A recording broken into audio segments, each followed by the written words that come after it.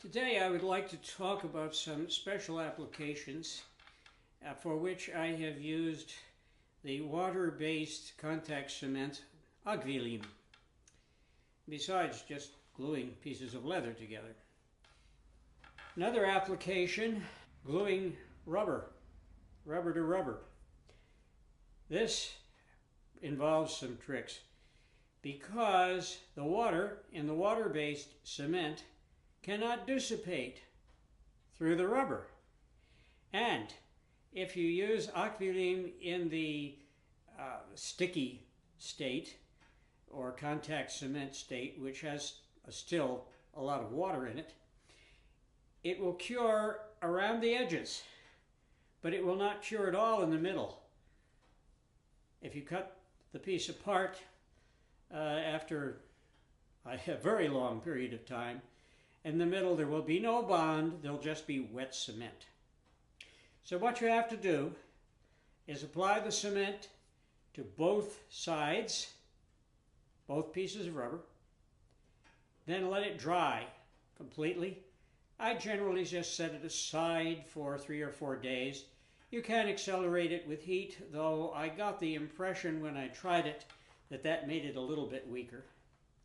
And then reactivate the cement on both pieces by heating it.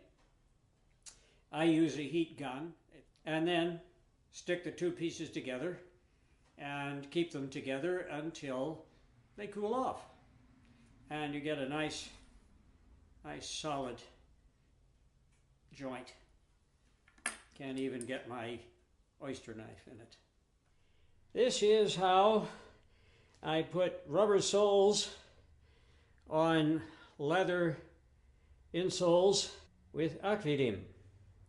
And I've been doing this for a couple of years, and as long as I use this technique, I've had no failures.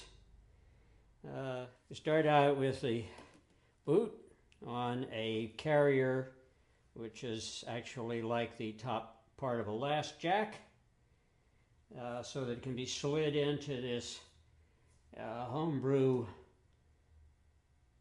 sole press that's made out of scrap.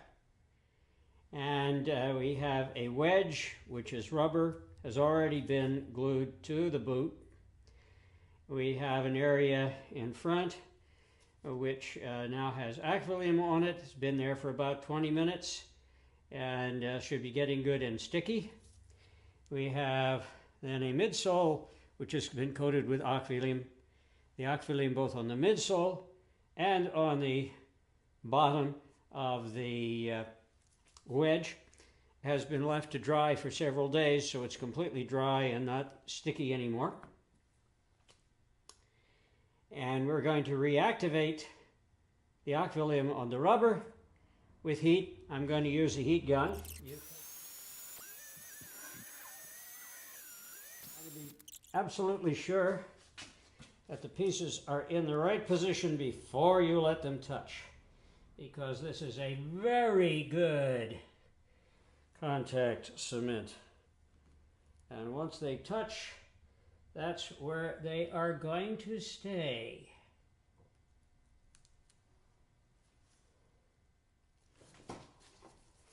Pound the air out of the center, and that also keeps things sticking so that nothing moves when we put it into the sole press.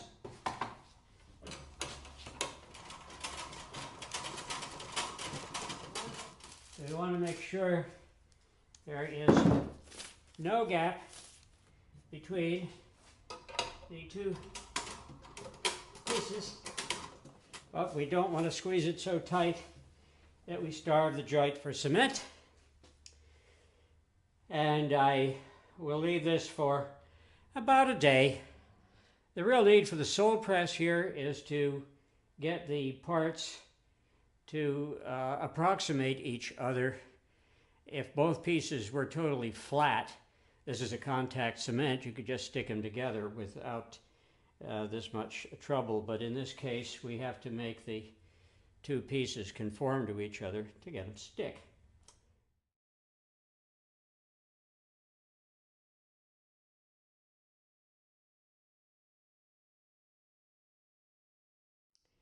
And here we have the unlasted final product.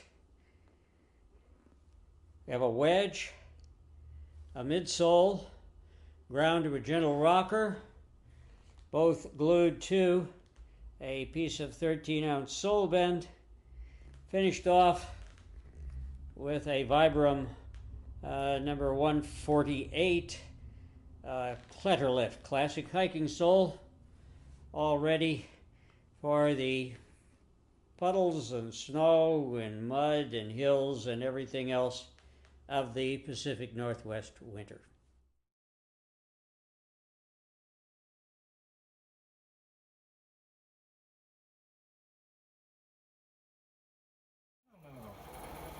This is Patrick Harper in Canton, Ohio, and he's going to let me stitch on his curved needle.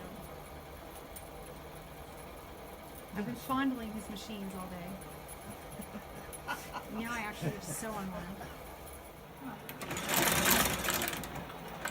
Yeah, you're used to that. Turbo. Yeah, I've gotten used to it. Yeah. You're going the old-fashioned way here.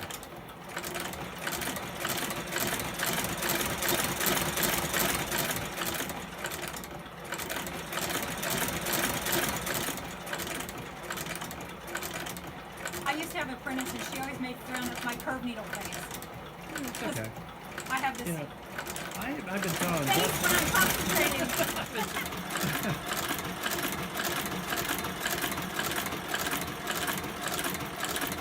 that feel better? Yes, this feels so much better.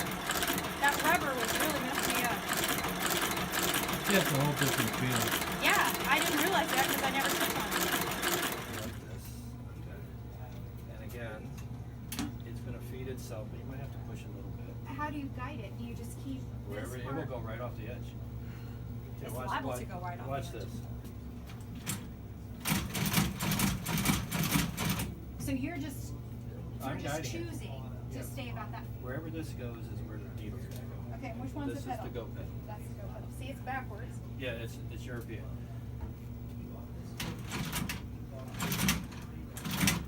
It's gonna be a little weird because it's in there. You have to bounce it back and go to the signal. Yes. Yeah. Okay. Very good. You don't like that.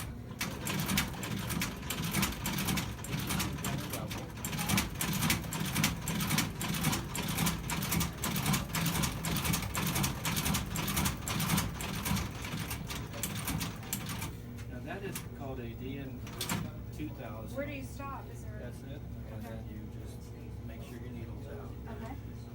Pull this around. Ha! like My that. first time on a McKay. And it basically does the work for you, you know? I mean, you don't want to push on it. All machines are like that. They'll do the work if you don't push them. That's the biggest mistake that people make.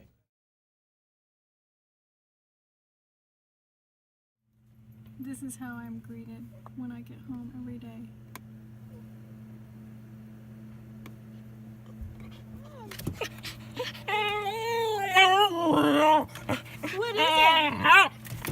What is it?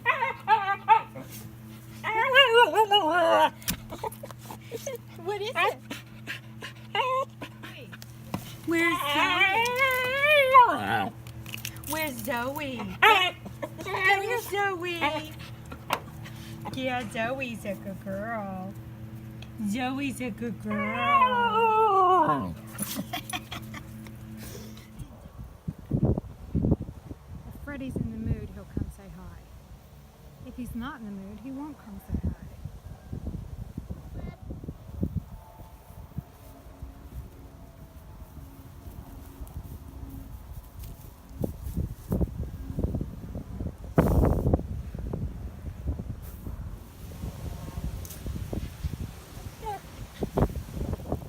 That's Herbie back there. Herbie is never in the mood to say hi.